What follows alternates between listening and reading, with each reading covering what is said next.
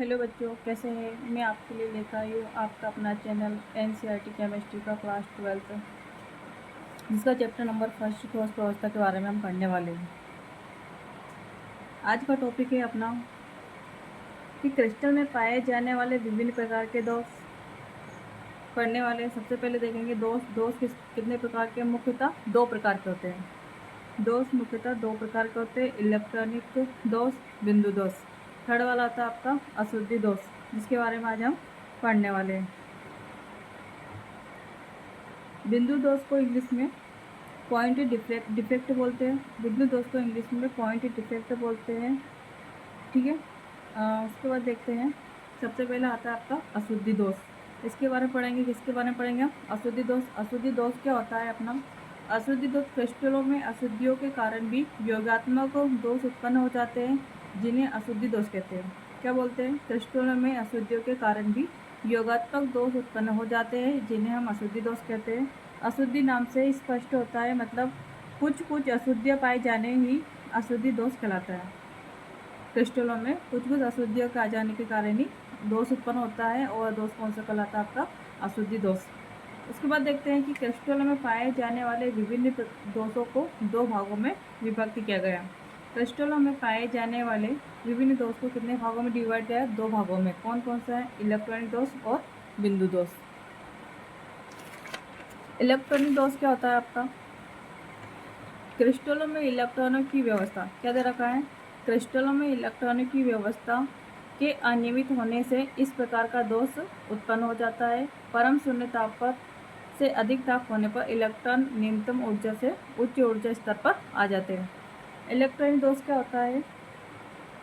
कोई भी क्रिस्टल जिनमें इलेक्ट्रॉन नियत रूप से या नियत व्यवस्थित होते हैं, या तो इलेक्ट्रॉन में कमी या अधिकता होने से, यह कह सकते हैं, लेकिन क्रिस्टलों में अनियमितता के कारण दोष उत्पन्न हो जाता है।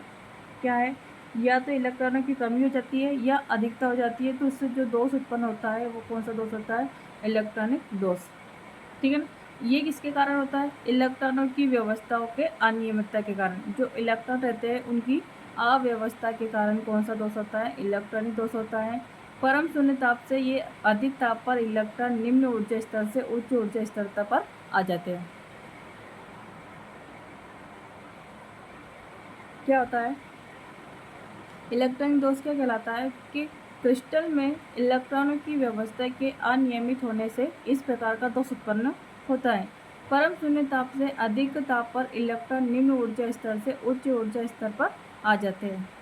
कहने का मतलब है, क्रिस्टलों में इलेक्ट्रॉन की अनियमितता के कारण जो दोष उत्पन्न होता है, वह दोष कौन सा होता है आपका? इलेक्ट्रॉनिक दोष। वो कैसा? या तो इलेक्ट्रॉन की कमी आ जाती है या इलेक्ट्रॉन की अधिकता के कारण क्या हो जाता है? इलेक्ट्रॉनिक दोष उत्पन्न होता है।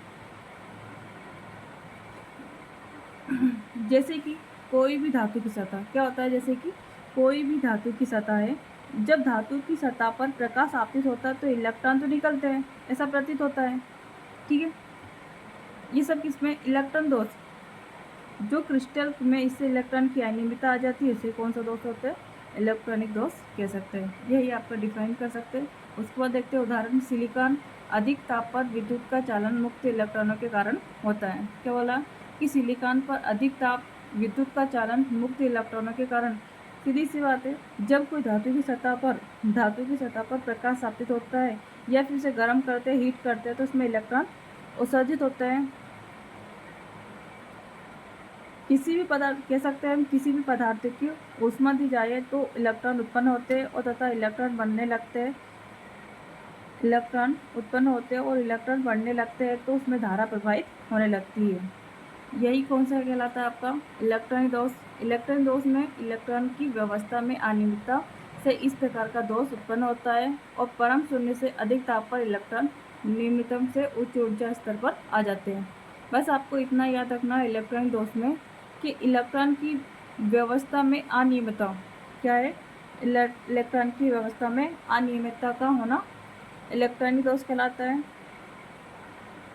या फिर कह सकते हैं अपन कि क्रिस्टलों में इलेक्ट्रॉनों की अनियमितता का कारण दोष उत्पन्न या इलेक्ट्रॉन की अधिकता या इलेक्ट्रॉन की कमी के कारण जो दोष उत्पन्न होता है वो कौन सा दोष होता है? इलेक्ट्रॉनिक दोष कहलाता है। ठीक है, उसके बाद देखेंगे हम बिंदु दोष। बिंदु दोष क्या होता है आपका कि किसी क्रिस्टल में परमाणु या आयनों की नियमित व्यवस्था में विचलन होने पर उत्पन्न दोष बिंदु दोष कहलाता है। ठीक है, इलेक्ट्रॉनिक दोष में क्या होता है कि इलेक्ट्रॉनों की अव्यवस्था के कारण कौन सा होता है? इलेक्ट्रॉनिक दोष उत्पन्न होता है।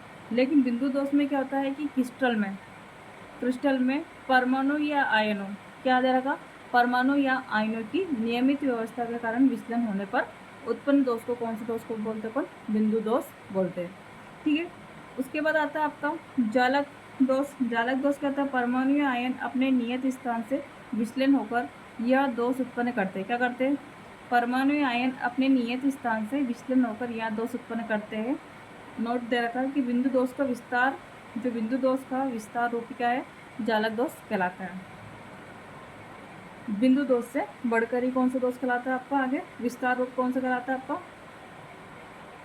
बिंदु दोष कहलाता है।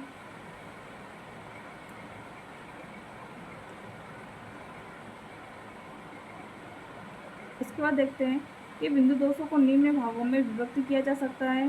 कौन सा? रस समीकरण मिति दोष। यहाँ बिंदु दोष जिसके कारण ठोस की रस समीकरण मिति के अंदर अंतर नहीं आता है, रस समीकरण मिति दोष कहलाता है। ये दोष स्वाभाविक दोष भी कहलाते हैं। रस समीकरण दोष दो प्रकार के होते हैं। कितने प्रकार के होते हैं? दो प्रकार के होते हैं आपके, जो आगे मैं डिफाइन करूँगी, फ्रेंकल दोष और